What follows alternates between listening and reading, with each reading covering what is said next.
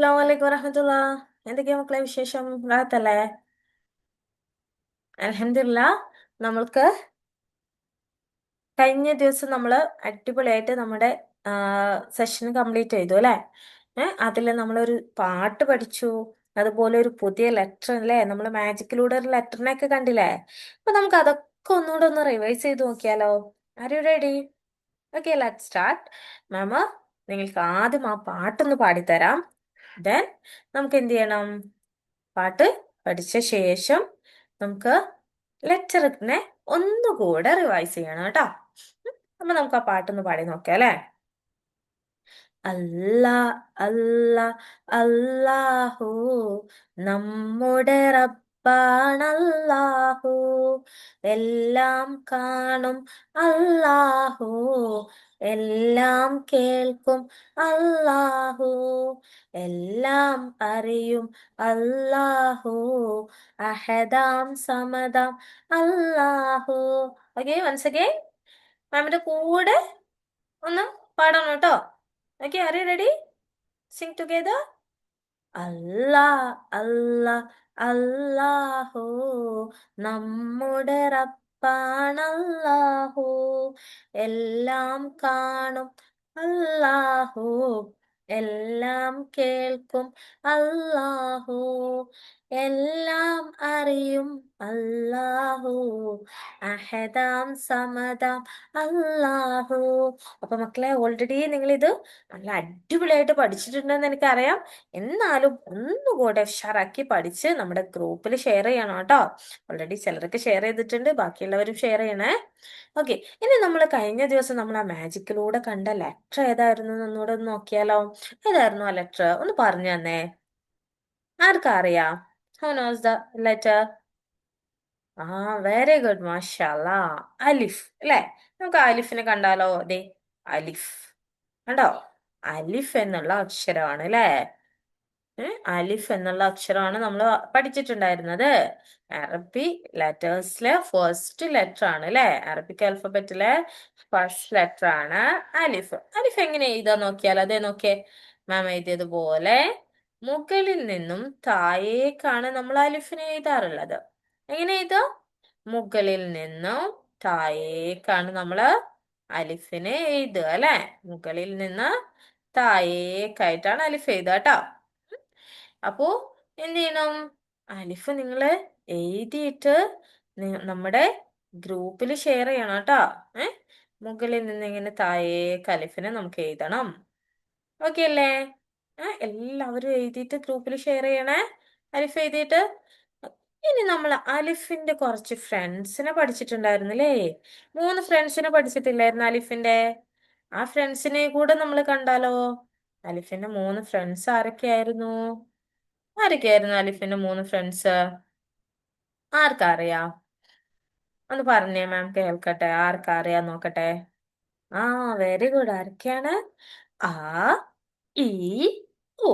അപ്പൊ നമുക്ക് ആദ്യം ആ കാണാം അല്ലെ?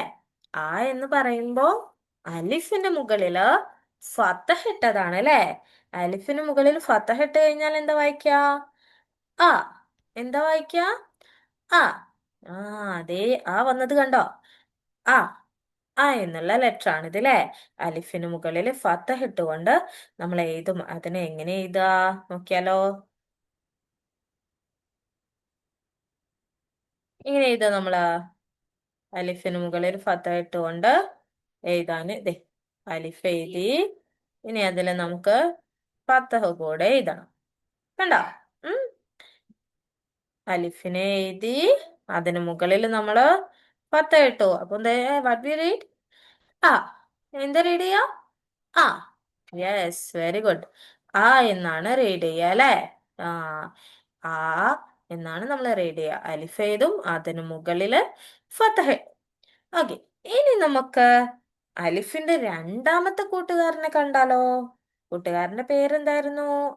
E. Yes, very good, E. ആ എന്നുള്ളതിന് നമ്മൾ ഫതഹ് മുകളിലാണ് ഇട്ടത് അല്ലേ? എന്നാൽ ഈക്കോ? ഈക്ക് കെസറാണ് ഇടുക. അത് എവിടെ ഇടുക?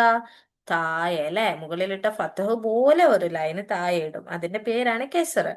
അപ്പോ അലിഫിന് നമ്മള് കെസർ ഇട്ട് കഴിഞ്ഞാല് ഇ എന്ന് വായിക്കും. അപ്പൊ നമുക്ക് ഇ എന്ന് എഴുതി നോക്കിയാലോ. ദേ അലിഫ് എഴുതി, ശേഷം നമ്മള് കെസറിട്ടു. അലിഫ് എഴുതി. മാമിന്റെ സ്ക്രീനിൽ റൈറ്റിംഗ് ആയതുകൊണ്ട് കുറച്ചൊക്കെ വളഞ്ഞു പോകുന്നുണ്ട് കേട്ടോ. അപ്പൊ നിങ്ങൾ എഴുതുന്ന സമയത്ത് നല്ല അടിപൊളിയാക്കി എഴുതണേ. They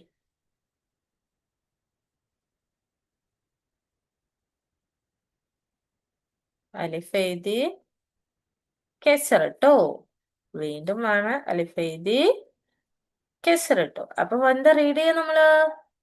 say loud. ഒന്ന് ഉറക്കെ പറഞ്ഞേ. ഇ. എന്താണ്? ഇ. ആ അലിഫിന് നമ്മള് കെസറിടുമ്പോ ഇ എന്ന് വായിക്കും അല്ലെ. ഇ. ഇ എന്ന് വായിക്കും. അപ്പൊ നമ്മള് ആ പഠിച്ചു, ഈ പഠിച്ചു. എങ്ങനെ എഴുതുക? ആദ്യം അലിഫ് എഴുതുന്നു, ശേഷം അടിയിൽ ഒരു വര ഇടുന്നു അല്ലേ. എന്നിട്ട് നമ്മൾ എന്ത് റീഡ് ചെയ്യും? ഇ. ഇനി നമുക്ക് അലിഫിന്റെ മൂന്നാമത്തെ കൂട്ടുകാരനെ കണ്ടാലോ. ആരായിരുന്നു അത്? യുനോ, നിനക്കറിയോ? Do you remember the name? Yes, very good. എന്തായിരുന്നു? ഉ. യെസ്. അപ്പൊ നമുക്ക് ഊ കണ്ടാലോ. ഉ. ദേ നേരത്തെ നമ്മള് ആ ഈ ഒക്കെ എഴുതിയില്ലേ. ഇനി നമുക്ക് ഊ ഒന്ന് എഴുതി നോക്കാം. ഉം. അലിഫ് എഴുതുന്നു, ശേഷം മുകളിൽ നമ്മൾ ദേ ഇങ്ങനെ ഒരു കൊളുത്ത് പോലെ അല്ലേ ഇടും. അതാണ് ഉ. ലം എന്നാണ് അതിന് പറയുക കേട്ടോ. അലിഫിന് മുകളിൽ ഇടുന്നതിന് ലം എന്നാണ് പറയുക. ഉ. എന്താണ്? ഉ. Okay, very good. അപ്പൊ മക്കളെ ഇത് മൂന്നും പഠിക്കണേ. ഒന്ന് നോക്കിയേ, ആരൊക്കെയായിരുന്നു കൂട്ടുകാരെന്ന് നോക്കിയേ. ആ, ഈ, ഉ. ആരൊക്കെയാണ്? ആ, ഈ, ഉ. മനസ്സിലാക്കി? ആ, ഈ, ഉ. ഓക്കെ, മാഷാല്ല. അപ്പൊ നമ്മൾ ഇന്ന് ഇത്രയാണ് പറയുന്നത്. അപ്പൊ മക്കൾ എന്ത് ചെയ്യണം? അടിപൊളിയായിട്ട് പഠിച്ച് റൈറ്റ് ചെയ്ത് നമ്മുടെ ഗ്രൂപ്പിൽ അയച്ചു തരണം കേട്ടോ. Okay, bye. അസ്സലാമു അലൈക്കും.